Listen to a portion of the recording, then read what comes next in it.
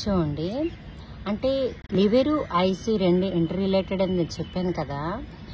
తినవలసినవి friendly green leafy vegetables ఏంటి, పొనగంటి, తోటకూర. ఇప్పుడు ఇన్సులిన్ అది కూడా పనికొస్తుంది.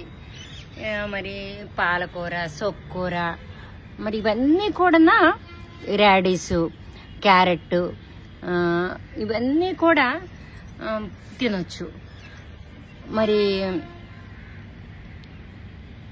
చెర్రీ ఫ్రూటు ఇవి తినొచ్చు. మానివలసినవి junk foods, non veg, late night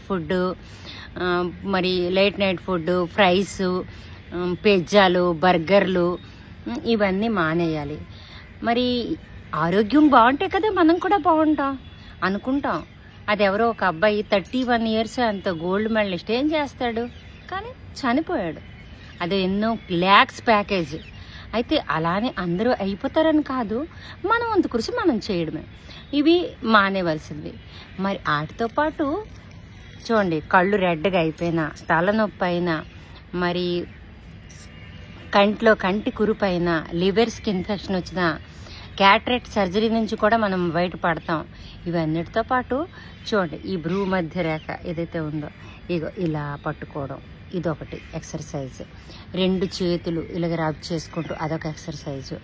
ఇవన్నీ క్లాక్ వైజ్, ఇవన్నీ ఇక్కడ ఇలాగ రోజుకి ఇలాగ 3 నుంచి 4 సార్లు అంట ఇలా చేసుకుంటూ.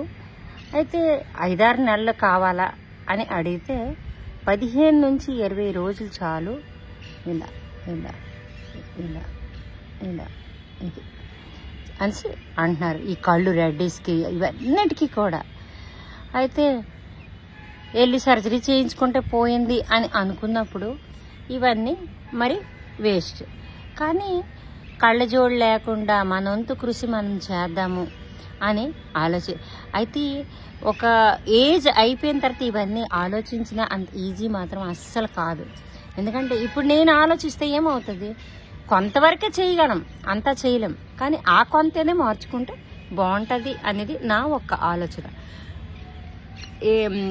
ఈ ఒక్క ఎక్సర్సైజెస్ ఇవన్నీ చేస్తూ, ఇలాంటి ఫుడ్ తింటూ, మరి మనము ఎలర్జీ, సన్ ఎలర్జీ ఇవన్నీ అనుకున్నాం, డస్ట్ ఎలర్జీ కంటికి, కానీ అవి లివర్తో ఎలా ఇంటర్ రిలేటెడ్ అని నేను ఇప్పుడు మీకు చెప్పాను.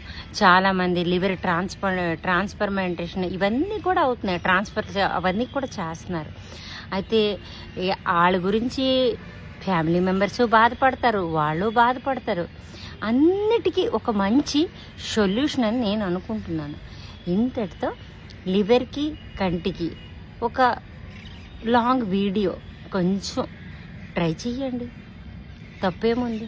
ఇంతటితో సెలవు తీసుకుంటాను.